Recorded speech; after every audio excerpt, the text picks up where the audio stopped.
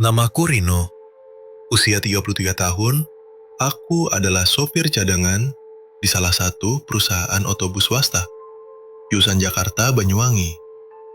Sudah hampir 5 tahun aku bekerja di jalur ini, dan selama itu pula, aku sudah hafal betul dengan berbagai karakter jalanan. Dari yang biasa-biasa saja, sampai yang dikenal dengan reputasi angker. Cerita ini bermula saat aku sedang libur, duduk santai di warung kopi dekat terminal Lebak Bulus. Saat itu waktu menunjukkan sekitar pukul 5 sore. Ponselku bergetar dari supervisor terminal. Rin, sopir utama bus malam jurusan Banyuwangi, batal berangkat, sakit katanya. Lo bisa gantiin malam ini nggak? Bonus 300.000 gue tambahin. Awalnya aku ragu. Bus yang akan dibawa melewati jalur selatan, termasuk wilayah Gumitir dan Alas Purwo. Dua daerah yang bahkan disebut warga sebagai jalur maut atau jalur jin. Tapi karena kebutuhan ekonomi dan janji uang tambahan, aku mengiyakan. Pukul 9 malam, aku sudah berdiri di depan bus PO Maju Lancar 77. Unit tua tahun 2004 yang masih diservis tapi mulai jarang dipakai. Bus itu punya nuansa berbeda. Warnanya hijau kusam, bagian kaca depan terlihat seperti berembun terus. Padahal baru saja dilap. Di dalamnya, 18 penumpang sudah duduk rapi. Semua terlihat biasa saja. Ada ibu-ibu membawa anak kecil, sepasang suami istri lanjut usia, beberapa mahasiswa, dan 2 bapak pekerja. Yang bikin aku heran, supir utama yang katanya tadi pagi masih sehat, Pak Herman, mendadak muncul juga. Katanya sakit perut. Jadi malam itu, aku yang langsung pegang setir. Dengan kenek lama bernama Pak Ujang duduk di sampingku. Sebelum jalan, Pak Ujang sempat berkata pelan, "Rin, kamu pernah bawa unit ini sebelumnya?" Aku geleng. Ini bus dulu sering mangkal di jalur Pantura, tapi abis ada kejadian, dipindah ke selatan, bisiknya. Aku belum sempat tanya lebih jauh, karena waktu sudah menunjukkan pukul 10 malam. Kami pun berangkat. Awalnya semua terasa normal. Jalanan Jakarta Cianjur masih cukup ramai. Tapi begitu memasuki daerah Ciwidey, kabut tipis mulai turun. Lampu jalan makin jarang terlihat. Dan hawa aneh mulai terasa. Seperti ada sesuatu yang mengikuti kami dari kejauhan. Sekitar jam 1 dini hari, kami mulai masuk kawasan hutan Gumitir. Disinilah semuanya berubah. Lampu kabin mulai berkedip-kedip pelan, seperti korsleting. Kukira itu masalah sepele. Tapi, Pak Ujang malah membacakan doa pelan-pelan, sambil menatap keluar jendela. "Pak Ujang ngapain baca doa terus?" tanyaku sambil nyetir. "Gak apa-apa Rin, biar tenang aja." Tiba-tiba, bau anyir seperti darah tercium samar. Awalnya kupikir mungkin ada penumpang yang sedang haid. Tapi baunya makin kuat, sampai menusuk hidung. Dan yang paling mengerikan, ketika aku menoleh ke kaca spion tengah, aku melihat kursi belakang baris paling pojok kosong. Padahal tadi ada seorang wanita muda duduk di sana, memakai hoodie merah. Kupikir dia ke toilet pas kami berhenti sebentar di warung. Tapi semua penumpang bilang, bus tidak pernah berhenti. "Tadi kita jalan terus, Mas," kata seorang bapak tua. "Gak ada berhenti sama sekali." Dek. Aku mulai merasa merinding. Ku kencangkan sabuk pengaman dan fokus ke jalan. Tapi belum sampai 2 tikungan, tiba-tiba setirku terasa berat. Berat banget. Seperti ada yang menarik ke arah kanan. Bus mulai oleng perlahan. "Pak Ujang pegang rem, ini bus ngaco," teriakku. Pak Ujang refleks berdiri. Tapi mendadak, setir bergerak sendiri, memutar, melawan arahku, dan bus kembali lurus. Seketika, aku lepaskan tangan dari setir. Dan hal terburuk yang mungkin terjadi, benar-benar terjadi di depan mataku. Setir bus bergerak sendiri. Pedal gas diinjak, padahal tak ada kaki di sana. Dan kursi supir kosong. Aku gak bercanda. Tangan dan kakiku gemetar. Bus tetap melaju dengan kecepatan normal. Tapi tanpa ada yang menyetir. Semua penumpang mulai panik. Seorang wanita histeris sambil peluk anaknya. Yang lain mulai berdiri, berteriak. Bahkan ada yang mencoba membuka pintu depan. Tapi bus tetap terkunci rapat. Aku memberanikan diri maju ke arah setir. Perlahan, ku tarik napas. Ku coba memegang lingkar kemudi. Tapi begitu jariku menyentuh setir, dingin. Bukan dingin biasa, dingin seperti es batu. Tapi terasa seperti memegang kulit bangkai. Dan saat itu aku melihatnya. Bayangan. Hitam, tinggi, tanpa wajah. Duduk di kursi sopir. Tapi tak menyentuh lantai, hanya melayang setinggi manusia. Bayangan itu menoleh padaku. Meski tak punya mata, aku tahu dia melihat aku. Seketika dunia terasa membeku. Jantungku berdetak tidak karuan. Pak Ujang muntah di lantai. Penumpang di belakang menangis dan membaca ayat-ayat suci keras-keras. Tiba-tiba, "Bra!" Bus berhenti mendadak. Semua penumpang terpental ke depan. Lampu mati total, hening. Kami semua berpikir, kami kecelakaan. Tapi saat lampu darurat menyala, kami sadar. Bus kami berhenti tepat di depan sebuah makam tua. Batu nisan kuno, penuh lumut, dan yang paling mengejutkan, kuburan itu terbuka. Tanahnya tergali, seperti menunggu sesuatu atau seseorang. Di depan kaca depan, terlihat jelas. Seorang wanita berkerudung merah, berdiri, tanpa wajah. Aku pingsan saat itu juga. Aku tidak ingat pasti kapan aku sadar. Yang jelas, saat aku membuka mata, aroma tanah basah langsung menyergap hidungku. Udara di sekitarku dingin, dan aku mendapati diriku tergeletak di bangku penumpang paling depan, dengan tubuh basah kuyup keringat. Di luar, langit masih gelap. Jam tanganku menunjukkan pukul 02.39 dini hari. Bus masih berhenti di tempat yang sama, tepat di depan makam tua yang anehnya seperti baru saja digali. Batu nisan di situ sudah miring, penuh lumut dan tak terbaca tulisan apapun. Tapi tanah di sekitarnya gembur, basah, dan terbuka. Seolah seseorang atau sesuatu baru saja keluar dari dalamnya. Penumpang lain mulai sadar satu persatu. Sebagian masih syok, beberapa menangis. Seorang mahasiswa bahkan menggigil seperti terkena hipotermia. Padahal suhu tak terlalu dingin.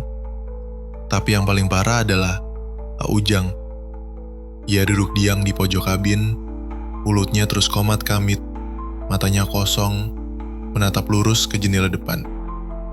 Aku mencoba menghubungi supervisor lewat ponsel, tapi tidak ada sinyal.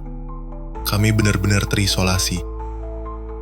Aku turun dari bus, pelan-pelan, Langkahku terasa berat seperti ada yang menahan dari belakang. Tapi aku tetap berjalan ke arah makam. Bau anyir menusuk kali ini bukan sekadar tanah, tapi bau bangkai, busuk, menjijikan. Dan saat aku berdiri di pinggir makam, aku melihatnya lagi. Wanita berkerudung merah itu. Tapi kali ini dari dekat. Jarak kami hanya sekitar 3 meter. Dia berdiri kaku, tanpa suara. Kerudungnya tergerai panjang, menutupi wajahnya yang tidak punya wajah. Hanya kulit putih mulus tanpa mata, tanpa hidung, tanpa mulut. Tapi aku tahu, dia melihatku. "Mbak," suaraku bergetar. "Kamu siapa?"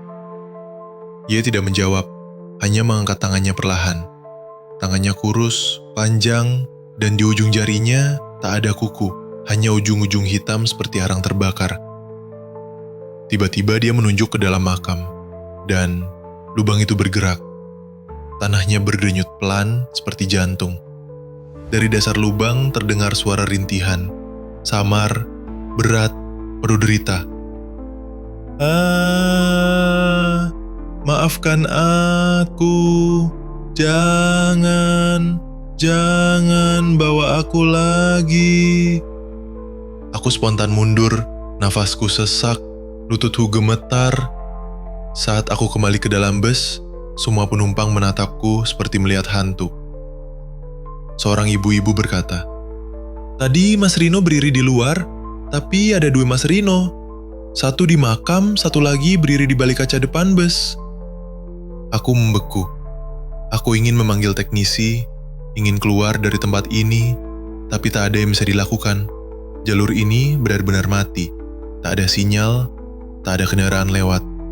Dan setiap kali ada yang coba menghidupkan mesin, bus tak mau menyala. Pak Ujang akhirnya bicara. Suaranya parau, pelan, seperti orang yang habis tenggelam. "Kita nggak bisa sembarangan lewat jalur ini malam-malam. Ini jalur arwah." Kami semua diam. "Bus ini pernah kecelakaan 8 tahun lalu. Lanjutnya, masih di jalur ini. Sopirnya kabur, penumpang semua tewas.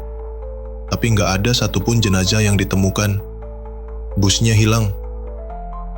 Dan muncul kembali sebulan kemudian. 3 rasi. Utuh, tapi kosong. Seolah tak pernah terjadi apa-apa." Aku terdiam. Keringat dingin membanjir.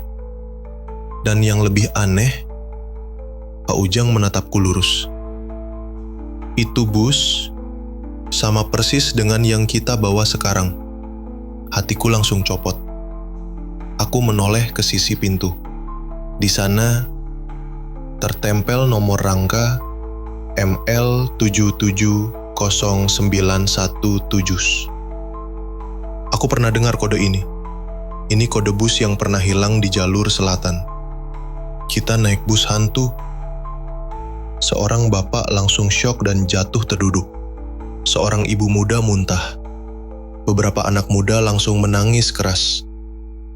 Di luar, suara angin mendesis seperti suara orang tertawa kecil. Dan saat kami menutup semua jendela dan mencoba diam dalam kabin, terdengar suara dari luar. "Buka pintunya." Pelan, serat, dekat. Kami tak berani bergerak. Tapi dagang pintu mulai bergoyang sendiri. Kaca depan mulai berembun. Dan di embun itu terlihat jejak tangan seperti dicakar dari luar. 3 jari, panjang, hitam. Aku kembali melihat ke arah luar. Dan kini bukan satu, tapi ada beberapa sosok berkerudung merah, berdiri mengelilingi bus, semua tanpa wajah. Semua menatap ke dalam.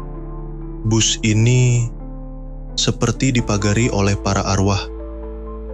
Kami semua hanya bisa pasrah, tak ada sinyal, tak ada jalan keluar. Dan Saat kami nyaris putus asa, bus menyala sendiri. Mesin hidup, lampu menyala. Tapi setir kembali berputar sendiri. Gas diinjak sendiri. Bus mulai berjalan tanpa ada yang menyentuh apapun. "Jangan sentuh apapun," kata Pak Ujang pelan. "Biarkan mereka yang bawa kita. Kalau berani ganggu, kita bisa dibawa selamanya." Dan benar, bus mulai bergerak sendiri menjauh dari makam dan menuju ke hutan yang lebih gelap. Bus itu melaju sendiri, tanpa sopir, tanpa gas diinjak siapapun, tanpa arah yang jelas.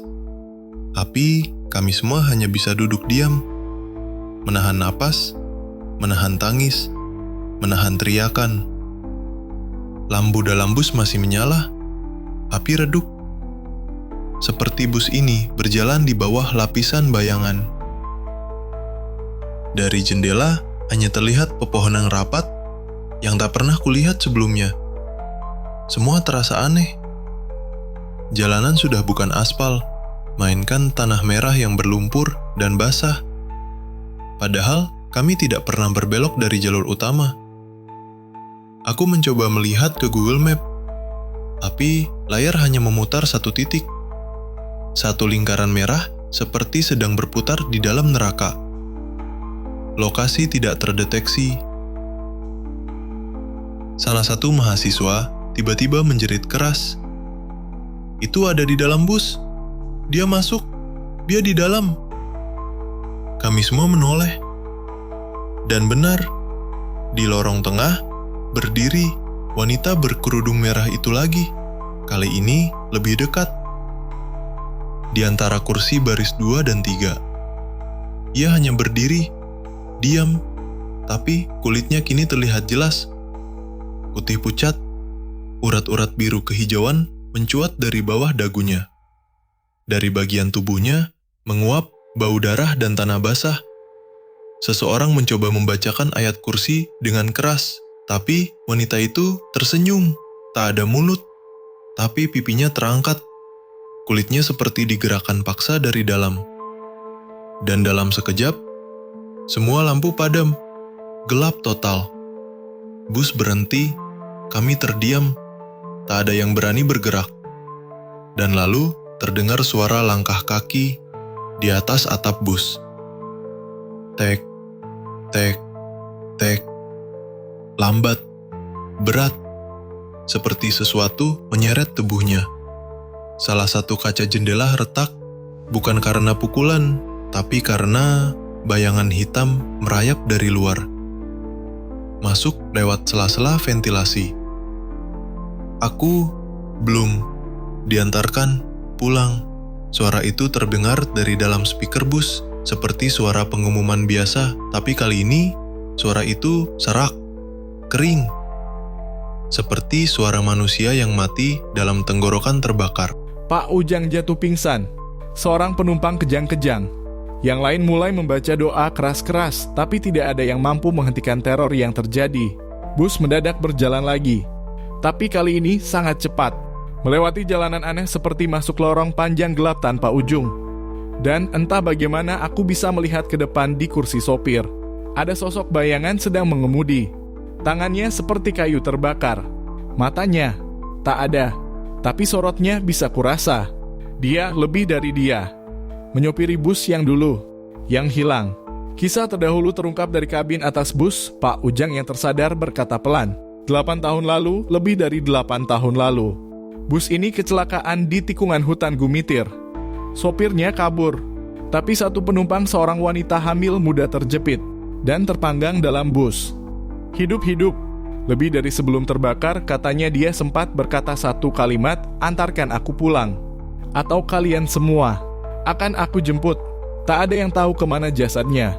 Tapi setelah itu setiap unit bus yang memakai bodi lama ini selalu bermasalah. Ditarik ke jalur selatan. Dan entah bagaimana, dia kembali. Menuju rumah terakhir bus mulai melambat. Kami semua menengok keluar. Sebuah rumah tua berdiri di tepi jurang. Rumah kayu reot. Sepi.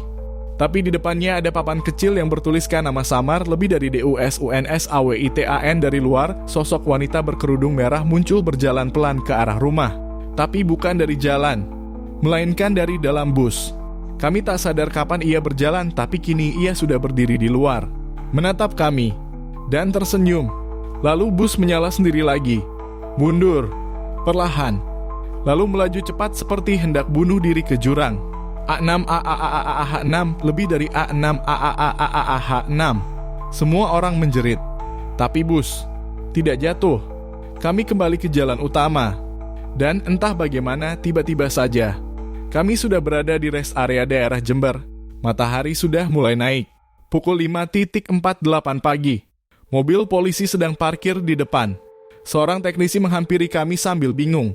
Lebih dari bus ini dari mana? Kami tadi tidak lihat ada kendaraan lewat semalam.